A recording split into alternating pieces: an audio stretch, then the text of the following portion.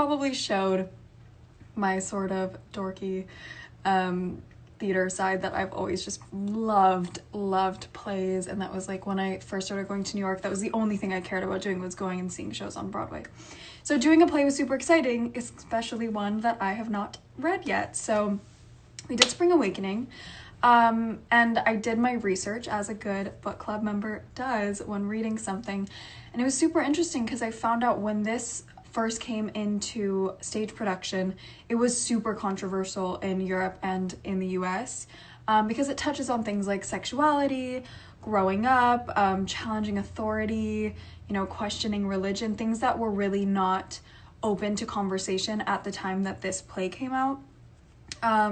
So there's so much to talk about. I'm actually going to be bringing on my friend Tommy Dorfman, who is an actor himself, and Tommy actually did a play about a year ago called Daddy that I went and saw by Jeremy O'Harris, who, shout out Jeremy, is an incredible playwright and writer in general, and Tommy's an incredible actor, and he advocates a lot for some of the issues covered in this book, so I thought he would be the perfect person to bring on for this week. He's also one of my best friends, so I'm very excited to talk to him. But before that, I want to talk a little bit more about the book, and about some of the topics covered in the book, and also share some quotes. So the subtitle of this book is actually A Children's Tragedy, and that's because it centers around a group of students who are raised to be religious, and that kind of causes them to be uneducated about sexuality or sex in general, and it really touches on the hypocrisy of that system, because how being judgmental and living by outdated rules can actually be very hurtful, especially when you're in these developmental stages of your life, and it affects these kids in the play in some of the most traumatic ways possible. So it sounds dark, but it's still very relevant, I think, to some of the issues we're facing today. I know we have come a very long way, but there are people still facing these issues, especially, people within the LGBTQ plus community, how they are being mistreated in religious schools and in certain places throughout the world, even in our own country, and how women's reproductive rights, especially for young girls, conversations around that can seem taboo, but I also think it's something very important to discuss, and this play, that was one of the first things that openly talked about these sort of issues, and that's, I think, why it was very controversial, but also so relevant to the times now, and I think will be relevant forever. So I quickly wanted to share a few of my favorite quotes, and I also wanted to take some of your guys' questions before I bring Tommy on here. And I know Tommy and I can talk about anything forever, but especially when it comes to something like a play, we will definitely get into it. So first, I'm going to read some of my favorite quotes. This one is more on authority and how it affects these kids. So it says, "Don't you agree, Melchior, that a human being's sense of shame is merely a product of his upbringing?"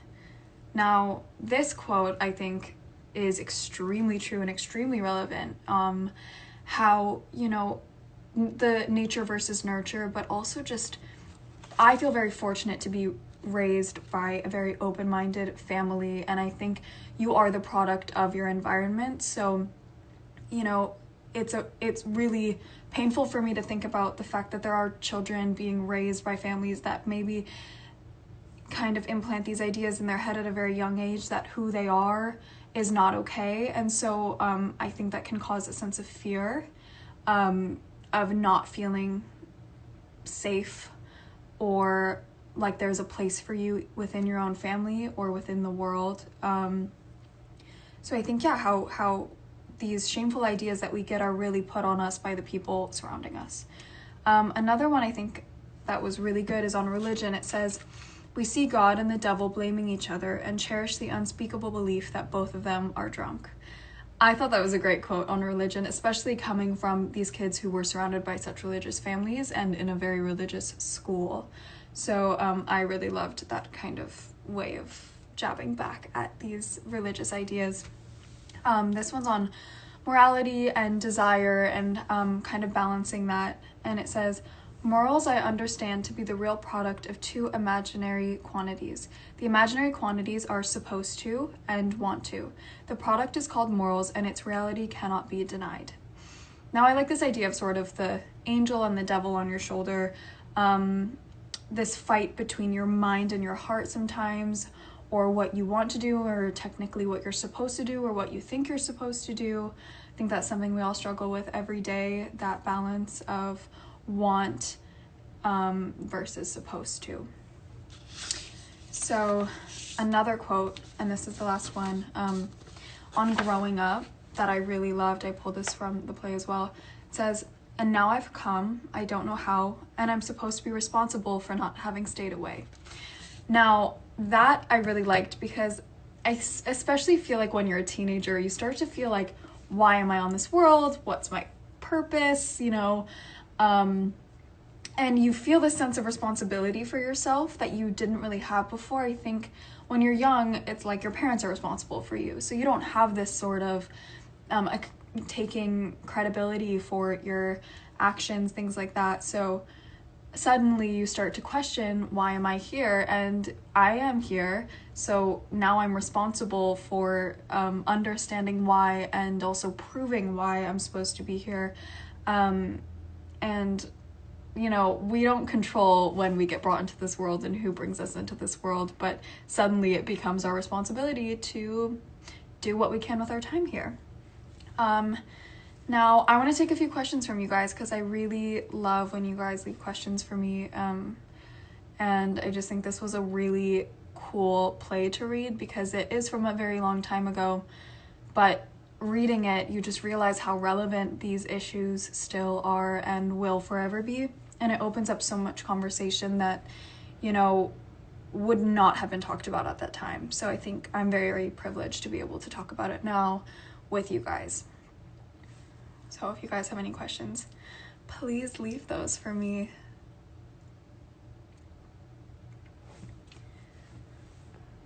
I'm getting a lot of what's the play called? It's Spring Awakening.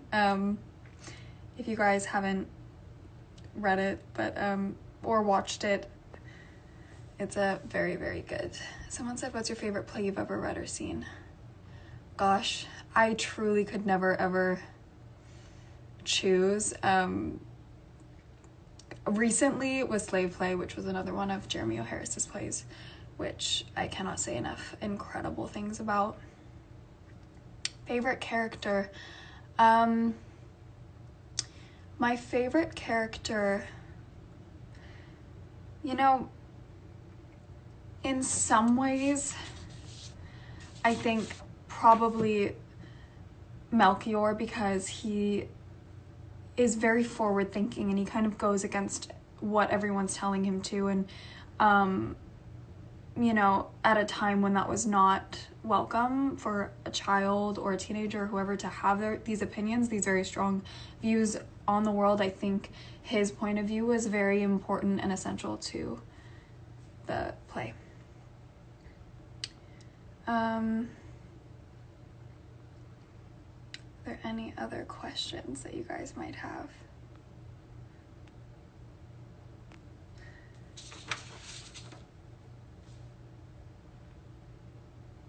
Sorry, I'm trying to read your guys' questions.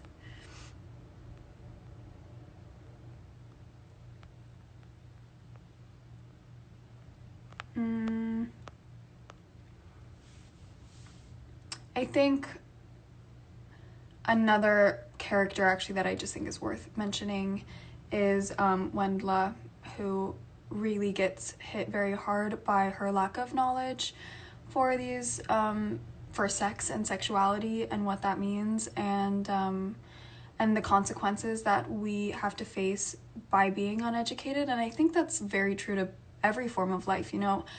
We are responsible for our own education now, especially with everything that is available to us at this time. So at that time there wasn't the internet, so she couldn't go and look up these questions that she had. She had to rely on her parents. So this sort of like withholding of information actually was very essential to her downfall. And I think it's very important to talk about that. Your favorite part in the play.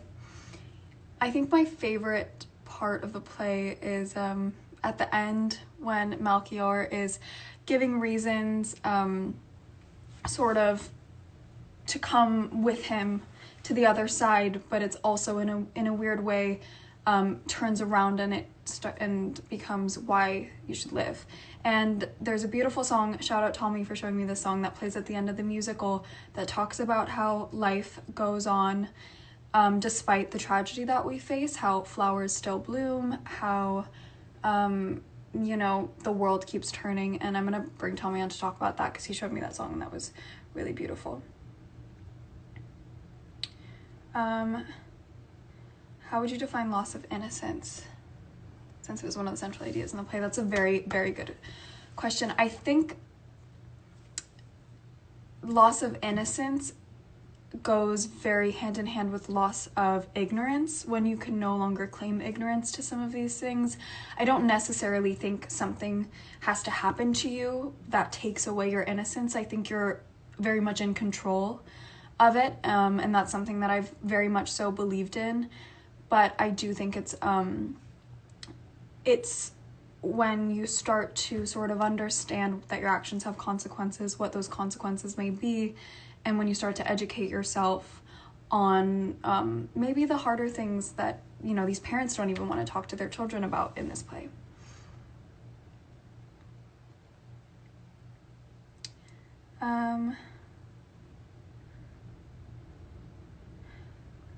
Trying to keep up with your guys' questions. I think, you know what, I think I want to bring Tommy on here because speaking of plays and things like this, he is an expert. So Tommy, let's get you on here.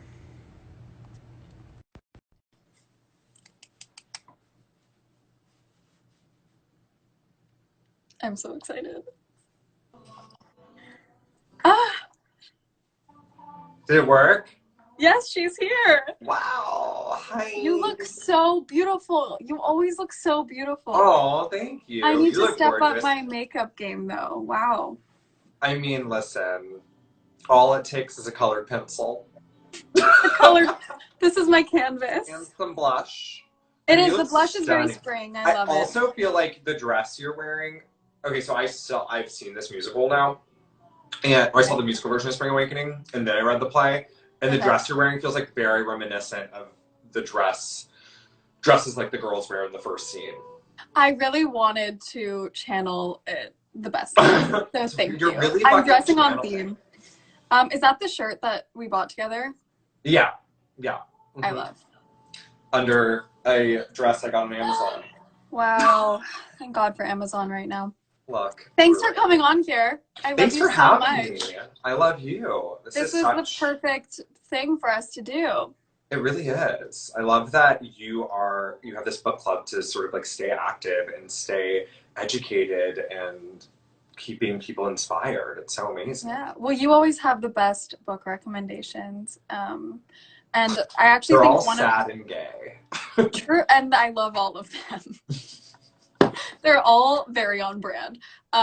So I appreciate that, and you've been we've kind of had a little book club for a while to discuss, so I'm happy to be talking. So I had a few questions. Yeah. Had you read the play though, or had you only seen it? So when I was in high school, because I'm a little bit older than you, this Duncan Sheik's musical version of Spring Awakening hit Broadway, and it was like the musical. Like we were all singing it, like we had the soundtracks. I grew up in Atlanta, so like I didn't have an opportunity to see it until it was on tour. But during high school I did read the play as a result of having like listened to the soundtrack for the musical so many times. Okay. Yeah, so I what do you think? Did you think there was like a difference in your experience reading it versus like listening to it for the first time, or even seeing it for the first time?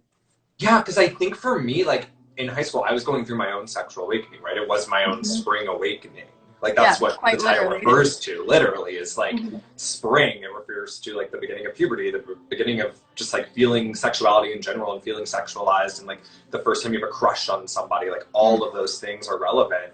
And so I think for me, the musical had so much like teenage angst in it that I could really relate to, and like anger and frustration and confusion that like does come across in the play, but it's more subtle on the page than it is if you have the opportunity to actually like see it and feel it and Act it stop. out. Yeah. Yeah. 100%. And listening to the soundtrack after you told me to, I was like, oh, if I had this, like, I wish that I had known about this when I was like in high school and like doing musical theater, because that was so up my alley, and that would have been like my dream play to do. Oh my gosh, for sure. Was there a character that you identified with the most? Yes. It's interesting. I feel like I'm weirdly, because like I think people would assume like, oh, like one of the gay characters, but for me, I feel very much this sort of like combination of Melchior and Moritz, because Yeah.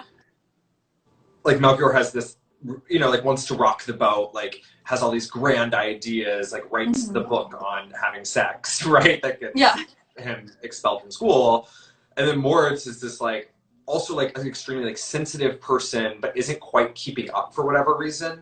And like I very much relate to that, like in high school, especially like this inability to sort of be on the same level in my studies as my peers, even though I was just as intelligent. I just like the actual like academia of it didn't stick to me in the way that it did other people. And I remember that feeling of just like frustration, like no matter how hard I studied.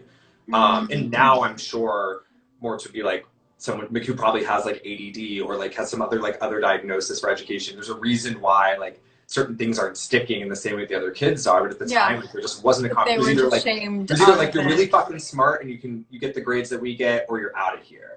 Exactly. And that's like the issue totally with the school system in general. It's really only tests for one kind of intelligence, and like there's so many different ways that you can be intelligent, especially having a brain like yours where you're so creative. And like, you know, we can talk about books forever, but suddenly you go to take like a math test and you freeze up and you're made to feel ashamed by that. Right. It's so confusing because like my brain can write a movie, but like divide things. Like what? Yeah, okay. 100%. Like not everybody is meant to be perfectly skilled in every area of academia. Of course not. Do you think, you know, you said you grew up in Atlanta, so do you think growing up in a place like Atlanta affected the way that you kind of struggled throughout your sort of spring awakening, or your as you started to go through puberty, have feelings? Like, how do you think your environment and how you were raised affected that sort of part of your life? I mean, for me, yeah, growing up in the South in general is like a far more conservative place than any of the coastal cities, or even like a big city like Chicago that's in the middle of the country, or, you know, Paris or London in Europe.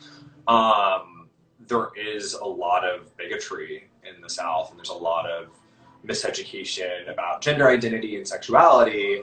And I was not privy to the experience of like having a lot of gay people in my life as a kid, you know, or having a lot of shows to watch or books to read. It just wasn't really on my family's radar, even though I was a pretty queer kid. And so my sexual awakening obviously was a little bit more confusing, but like, thank God I got the internet. You know, like thinking about like when this play was written, and you think about like Hans and Ernst, like they literally didn't have access to things, and like how beautiful is it that they found each other?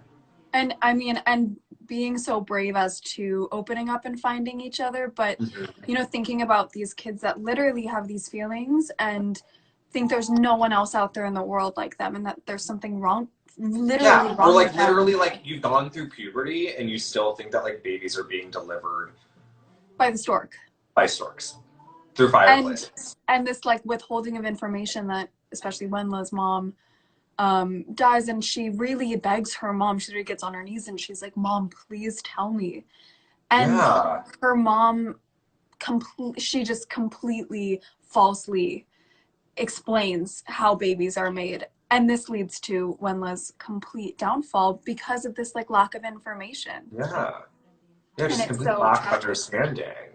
Absolutely. And, you know, on the other side of that, it's like, yeah, Melchior like knew what was going on to a certain degree, but like didn't know about like contraception or other preventative measures.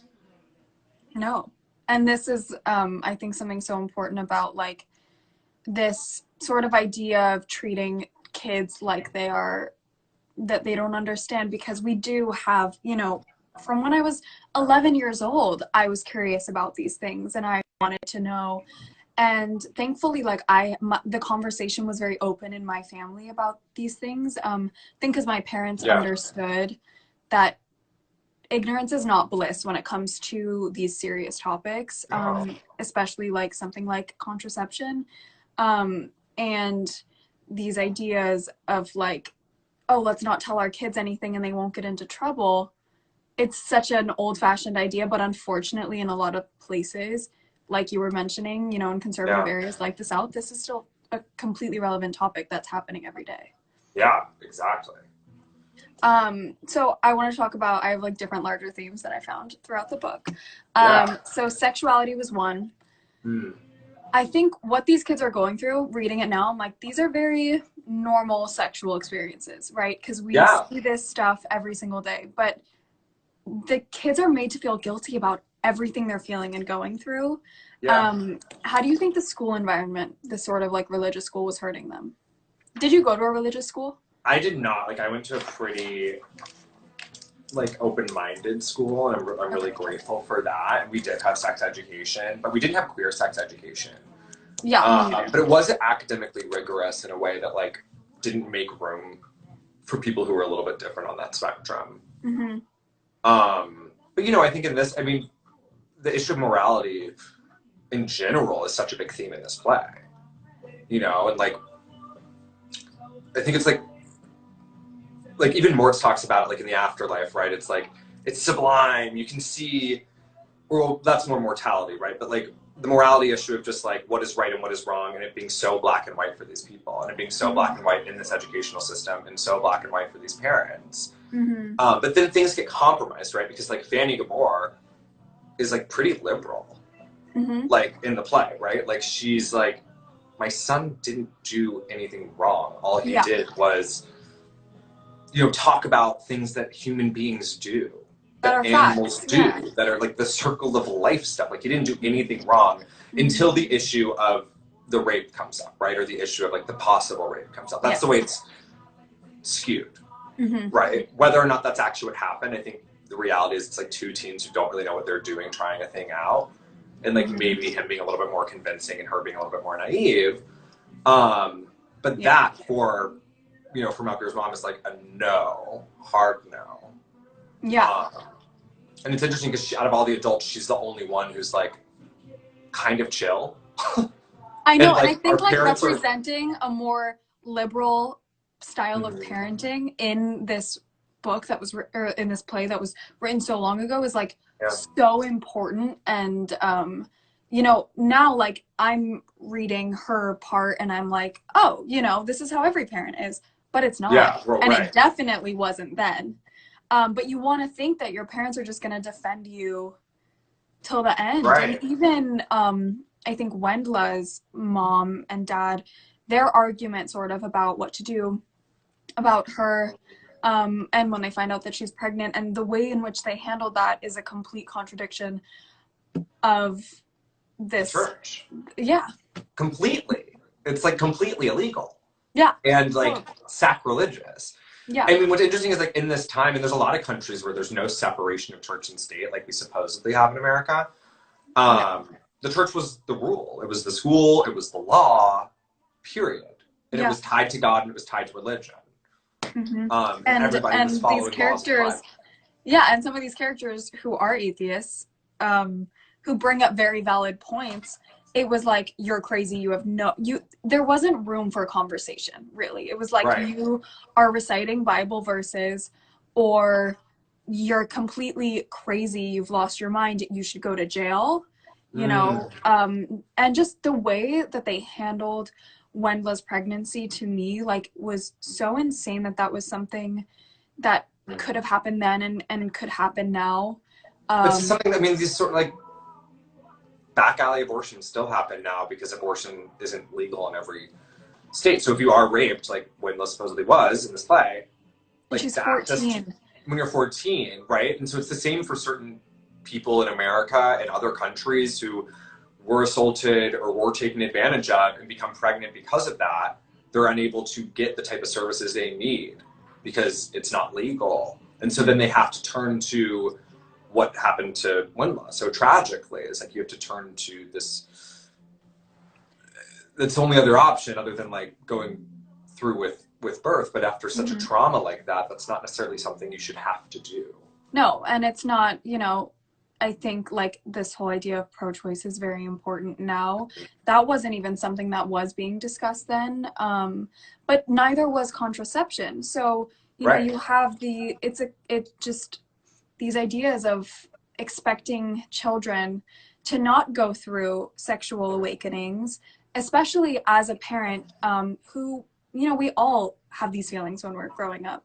So I think to project that on your kids, and then it kind of, there's this quote about how as a parent you have like, you put all these ideas on your kids and then expecting that they'll then put these ideas on their kids, and it's a sort of toxic cycle because no one's really opening up the conversation between children and parents. Right. And it's like, even Mortz talks about it, you know, he's like, I think what he says is like, we see parents bringing up children into the world in order to be able to say to them how lucky you are to have parents like us. You know, how lucky you are. It's like for your own praise. Yeah. And it's interesting too, because like talking about morals, like the masked man character at the end of this play, right, who comes in like to offer hope in a different way. Is like, you don't actually have to die. Like, you're gonna get through this time.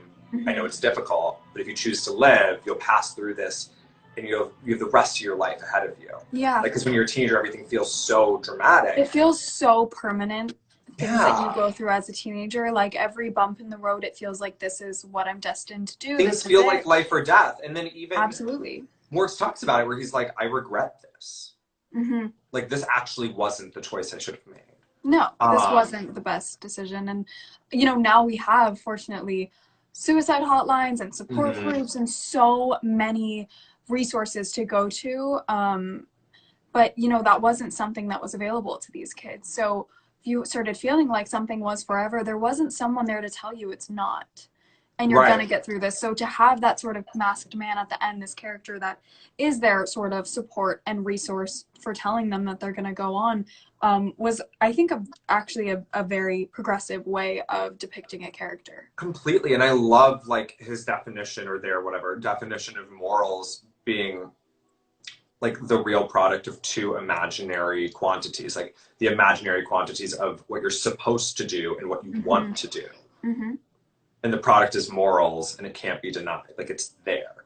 Yeah. And like, what you want often, or sometimes, or at least in this play, when it comes to sex and expressing your sexuality and wanting to explore sex with people and explore all of those like crazy feelings you have as a teenager, those wants are not what you're supposed to do, and then that makes you morally wrong.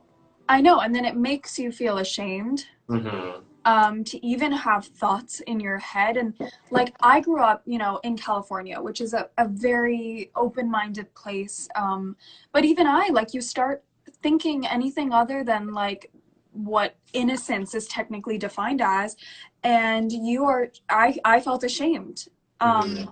And I'm sure, like, I just think we should talk a little bit about that sort of like sex ed in school, which is, I still think, a very outdated program that they offer.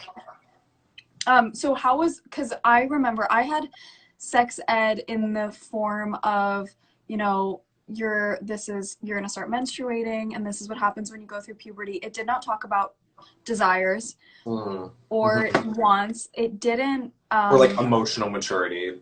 It didn't. And there's a really good quote, I want to find it, from the book, that says, I just wanted to call your attention to the fact that even the best things can have harmful effects if a person is not yet equipped with the maturity to properly appreciate them. Right. So it doesn't really explain to you the sort of emotional maturity that goes along with these new wants and needs and this sexual awakening that we have. And I think that's something really important that they should start discussing with young people in general. 100%. I mean, I think that's like a big piece of the puzzle that you're trying to put together when it comes to sex and, and like what it means. And also, you know, like this book, you know, talks specifically about heterosexual sex and how it can lead to pregnancy or unwanted pregnancy, right? But it doesn't talk about like STIs or like other things that can come up from unprotected sex. And I know for me, my sex education in high school only talked about straight sex. Mine as well. When there is a a whole world to be explored about safe sex in same-sex relationships. Absolutely. And I think or not relationships. Another thing that's what leads to the shameful feeling is when you're learning, you know, you will start to have feelings like as a woman. They're like, you're going to start having feelings for boys. There was no conversation about a same-sex relationship. Right.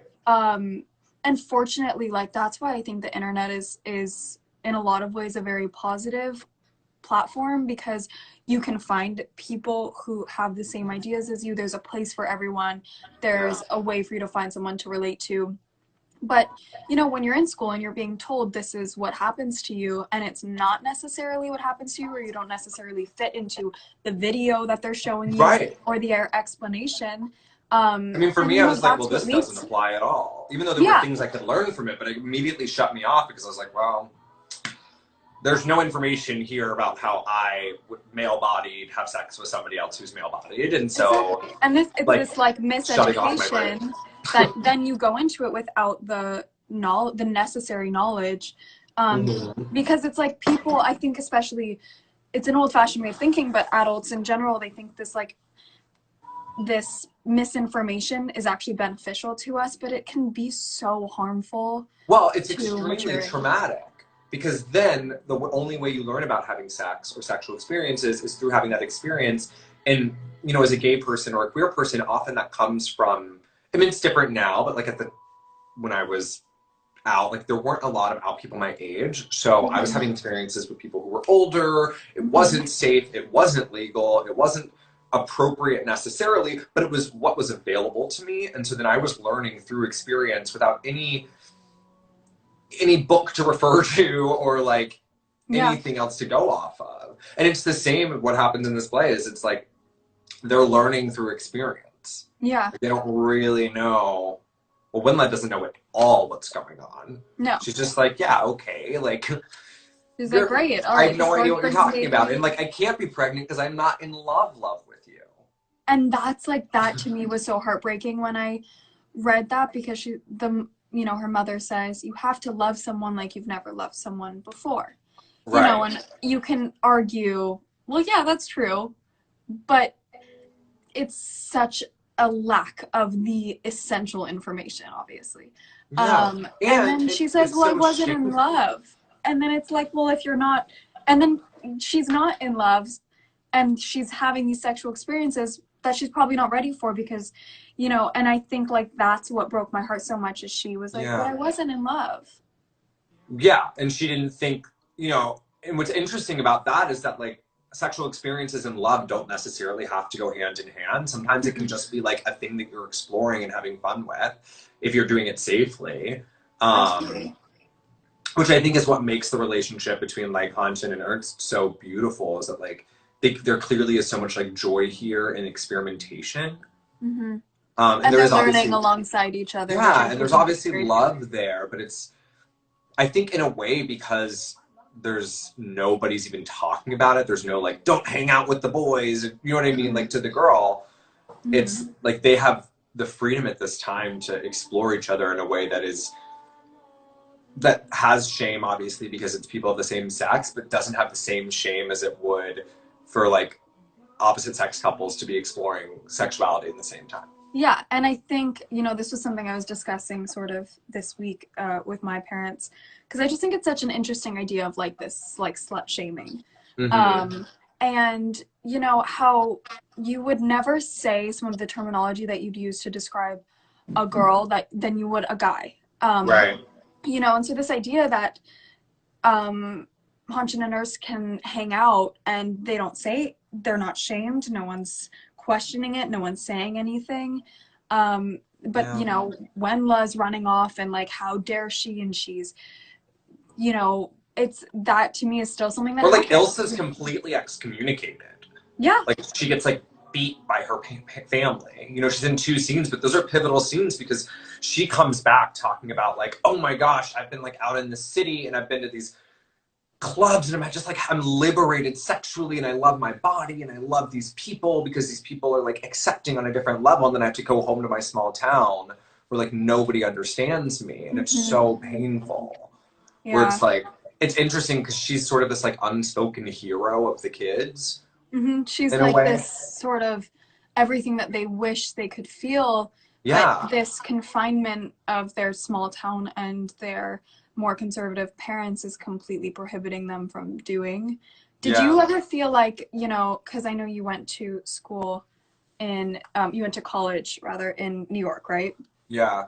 So did you ever feel like then being in a place like New York, which is super progressive, you know, you are experiencing all these really incredible, very liberating places, parties, whatever it might be, social experiences. Did you ever feel like it was a step back going home, like you sort of had to draw it back a little bit?